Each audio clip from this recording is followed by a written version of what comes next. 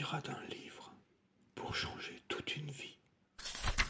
Le murmure des pages. La ferme des animaux, George Orwell.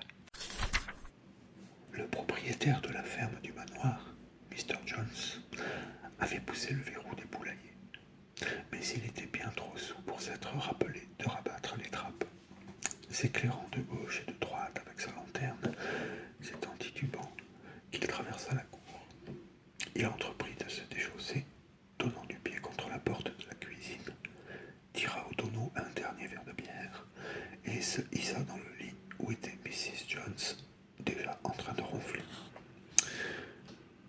Dès que fut éteinte la lumière de la chambre, ce fut, à travers les bâtiments de la ferme, un bruissement d'ailes et bientôt tout un remue-ménage. Dans la journée, la rumeur s'était répandue que Sage l'Ancien avait été visité au cours de la nuit précédente par un rêve étrange dont il désirait entretenir les autres animaux. Sage l'Ancien était un cochon qui, en son jeune temps, avait été proclamé lauréat de sa catégorie. Il avait concouru sous le nom de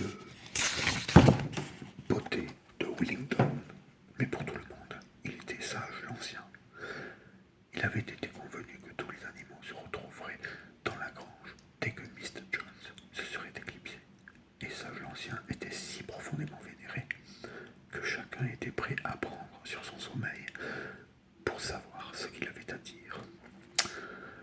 Lui-même avait déjà pris place à l'une des extrémités de la grange sur une sorte d'estrade. Cette estrade était son lit de paille, éclairé par une lanterne suspendue à une poutre. Il avait 12 ans, et avec l'âge, avait pris de l'embonpoint.